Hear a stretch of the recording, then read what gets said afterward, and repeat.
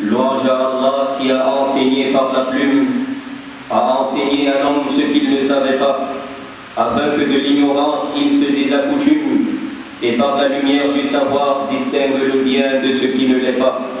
Je témoigne qu'en toute vérité, il n'est de divinité digne d'être adoré qu'Allah, l'unique, sans égal ni associé, le vivant qui ne meurt pas. Et je témoigne que Muhammad a lui le salut et la paix est le serviteur d'Allah et son envoyé, le guide des pieux. Certes, celui qui suit sa voie ne se perdra pas. Paix et salut d'Allah sur lui ainsi que sur sa famille bénie, ses nobles compagnons et tous ceux qui emboîteront le pas avec eux sur le chemin de la clairvoyance jusqu'au jour de la résurrection, le jour où l'incrédule ne réussira pas. Suite à quoi, frère dans la foi, le plus grand et le plus précieux des conseils, c'est l'injonction à la piété. Faites-en preuve en public et lorsque vous êtes isolés. Ainsi, Allah sera des vôtres dans l'aisance et dans l'adversité, et vous accordera dans chaque situation l'aboutissement escompté. Le Très-Haut de dire, craignez Allah, alors Allah vous enseigne. Certes, Allah est omniscient. Sourate 2, verset 282. Genre de l'islam, les vacances entre guillemets sont terminées. Nous disons entre guillemets car il n'y a pas de vacances pour le croyant dans la vie d'ici-bas. Seul l'accès au paradis garantira des véritables vacances éternelles qu'Allah nous l'accorde. Les vacances entre guillemets sont donc terminées et presque tous nous avons fourni des efforts assez considérables dans le but d'accueillir comme il se doit la nouvelle année académique. Nos rues connaissent de cet effet, nos rues connaissent de ce fait une effervescence totale et des embouteillages énormes. Cela parce que les gens ont réalisé l'importance du savoir, couronné d'une bonne éducation dans l'édification des véritables hommes et d'une société pleine de valeurs. Certes, la religion d'Allah, l'islam, avait déjà pris de l'avance dans ce domaine, en accordant une place prépondérante à la quête du savoir, l'instruction et l'éducation. Ce, dès les premiers versets révélés où il fut dit, lis au nom de ton Seigneur qui a créé l'homme d'une adhérence, lis, ton Seigneur est le très noble, qui a enseigné par la plume, a enseigné à l'homme ce qu'il ne savait pas. Sourate 96, versets 1 à 5. Sans doute, il faut lire pour apprendre, lire pour comprendre, lire pour ôter de soi l'ignorance, lire pour dissiper les doutes, lire pour savoir discerner et connaître la vérité par la grâce d'Allah. C'est pourquoi dans la même lancée que celle du livre d'Allah, nombreux sont également les récits du prophète à lui le salut et la paix, mettant l'accent sur la quête du savoir, l'instruction et la bonne éducation. Rappelons certes que la première chose par laquelle l'homme fut honoré dès sa création, c'est le savoir. En effet, Allah lui enseigna ce que même les anges existants pourtant bien avant lui ne savaient pas, et lui demanda de l'enseigner aux anges. Le Très-Haut dit, il apprit à Adam les noms de toutes choses, qu'il exposa ensuite devant les anges en leur disant, nommez-les-moi si vous êtes véridiques. Ils dirent, gloire à toi, nous n'avons de savoir que ce que tu nous as enseigné. Certes, c'est toi l'omniscient, le sage. Il dit alors, ô Adam, informe-les des noms de toutes ces choses-là. Sourate 2, versets 31 à 33. Oui, la première valeur que l'homme a eue, c'est d'avoir un savoir et de l'enseigner aux anges. Chers frères, c'est par le savoir qu'on parvient inéluctablement à la crainte révérentielle d'Allah le Très-Haut, qu'on adore en toute clairvoyance. C'est par le savoir qu'on cohabite dans la bienséance avec autrui, qu'on parcourt la terre cherchant la subsistance qu'Allah nous a prescrit. C'est par le savoir que les civilisations se bâtissent, le développement s'ensuit, qu'on atteint toutes les gloires, qu'on ait la croissance et érige des infrastructures. Le savoir te permet de prendre place où les rois s'asseyent, dans les assises des plus hautes importances.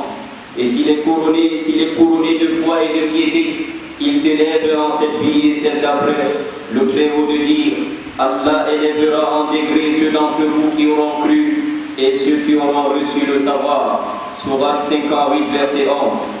S'il est vrai que l'éducation constitue un ensemble de connaissances, tant sur le plan spirituel, culturel, moral, civique qu'intellectuel, il est à noter cependant que ces différentes connaissances sont prioritaires les unes sur les autres.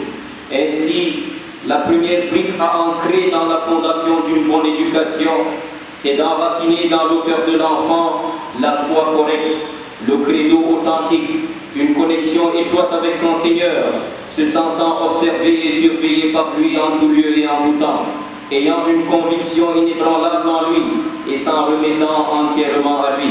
Il deviendra alors un croyant plein de détermination et de résolution, un homme de principe. Et lorsque les autres connaissances viendront se greffer à cela, il sera donc une personne intégrée dans son bas monde, avec l'esprit tourné vers l'au-delà. Il suffit comme illustration de ce que nous venons de dire, ces conseils de l'envoyé d'Allah a lui le salut et la paix à Abdullah ibn Abbas, qu'Allah soit satisfait de lui, alors qu'il n'était qu'un enfant, lui disant: « Ô jeune homme, je vais t'enseigner quelques paroles. Préserve Allah, il te préservera. Préserve Allah et tu le trouveras devant toi. Si tu demandes, demande à Allah. Et si tu cherches secours auprès d'Allah. Sache que si toute la communauté se réunissait pour te faire profiter d'une chose, elle ne te le ferait profiter que si Allah l'a décrété pour toi. Et si elle se liguait pour te nuire en quoi que ce soit, elle ne pourrait y parvenir que pour une chose qu'Allah a décrétée en ton encontre. La plume est levée et les pages ont séché, rapporté par At-Tirmidhi. Oui, la plume écrivant les décrets d'Allah est levée, et l'encre sur les feuillets du destin a séché. Quel conseil énorme et majestueux donné à un enfant qui n'avait même pas atteint la puberté. Preuve que la foi correcte est la première chose à enraciner dans le cœur de l'enfant. Cela ne signifie en aucun cas le désintérêt pour toute autre science en dehors des sciences religieuses. Oh que non, car l'apprentissage de certaines sciences mondaines devant améliorer notre vie d'ici-bas et nous procurer le bien-être relève même du domaine des obligations religieuses collectives. Toutefois, il est question ici de revoir nos priorités, tout comme il est inadmissible d'accepter les fabulations des fanatiques obscurantistes rendant illicite toute quête du savoir mondain au nom de la religion. De même, il est inadmissible de donner toute sa force et son énergie à la quête du savoir mondain et s'en foutre totalement du savoir religieux. Être esclave de ce bas monde éphémère comme si c'est pour lui qu'on avait été créé. Être des doctorants, mais ne même pas savoir comment on fait les ablutions.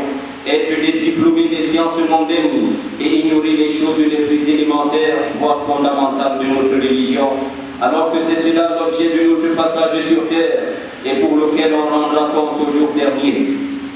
L'autre constat amer, c'est le pourcentage très faible ou la quasi-inexistence des complexes scolaires privés islamiques de qualité allant de la maternité à l'enseignement supérieur. Pourtant, l'État permet la mise en place des écoles privées confessionnelles et nous en avons les moyens. De plus, les musulmans délaissent encore ce petit nombre d'écoles privées islamiques qu'ils ont, les méprisent et préfèrent inscrire leurs enfants dans les écoles privées d'autres confessions religieuses avec tout ce que cela implique. Après cela, ils veulent encore imposer à ces écoles privées d'autres confessions religieuses de ne point enseigner leur religion, leur croyance à ces enfants, ni mettre sur eux leurs symboles religieux. Quelle honte, quelle ironie! Vous ne construisez pas vous-même vos écoles confessionnelles, vous délaissez le peu d'écoles privées islamiques que vous avez, vous délaissez les écoles publiques, vous allez de vous-même sans aucune contrainte chez les autres et vous voulez leur dicter la conduite à tenir. C'est triste et honteux. En jetant nos enfants dans ce vaste océan rempli de croyances païennes et polythéistes, sans au préalable les avoir armés de foi correcte, tout en sollicitant d'eux qu'ils sauvegardent leur religion, c'est comme si on leur attachait les mains, on les jetait dans la mer et on les disait « Faites attention à ne pas vous noyer ». Chers frères, l'imam Ibn Qayyim al-Jawzi, qu'Allah lui fasse miséricorde, disait « Apprenez votre religion, c'est une obligation, car celui qui cultive l'ignorance récolte l'égarement. Appliquons-nous donc ainsi que nos enfants à être de véritables musulmans, connaissant profondément leur religion, la mettant en pratique, et des honnêtes citoyens pétris de savoir, s'acquittant de leurs devoirs civiques, œuvrant pour la paix, la sécurité, la prospérité, le développement de notre terre et le bien-être de l'humanité, orientant ainsi nos enfants vers des filières indispensables et bénéfiques pour la communauté. Chers frères, nous sommes à une époque où l'éducateur et ses enfants sont semblables à un berger avec son troupeau en une terre inondée de bêtes féroces. S'il est quelque peu distrait, celles-ci dévoreront son troupeau. Le Très-Haut dit: ô vous qui avez cru, préservez vos personnes et vos proches d'un feu dont le combustible sera les hommes et les pierres, gardés par des anges rudes durs, soumis à l'ordre d'Allah et exécutant tout ce qu'il leur commande. Sourate 66, verset 6. Chers éducateurs, parents et enseignants, sachez que les meilleurs des cœurs sont ceux qui sont purs, innocents, vides, prêts à tout recevoir, pour lesquels on espère le bien, car aucun mal ne s'y est installé. Ainsi sont les cœurs de ces enfants qui sont devant vous. Veillez donc près de votre Seigneur. Rappelez-vous que tout ce que vous mettrez dans ces cœurs sera ancré à tout jamais, comme gravé sur la roche. En vous, la confiance a été placée pour l'éducation de nos enfants, la préparation des générations à venir, la conduite de notre futur, Inch'Allah. Allah le Très-Haut dit: ô vous qui avez cru, ne trahissez pas la cause d'Allah et de son messager, et ne trahissez pas délibérément la confiance placée en vous. Sourate 8, verset 27. Ô Allah, toute gloire à toi, nous n'avons de savoir que ce que tu nous as enseigné. Certes, tu es l'omniscient à l'osiage. Ô Allah, toi qui enseignais à David, enseigne-nous. Toi qui accordas la compréhension à Sulayman, Salomon, fais-nous comprendre. Ô Allah, enseigne-nous ce qui nous profitera. Élève-nous à travers ce dont tu nous as enseigné et fais-nous en profiter.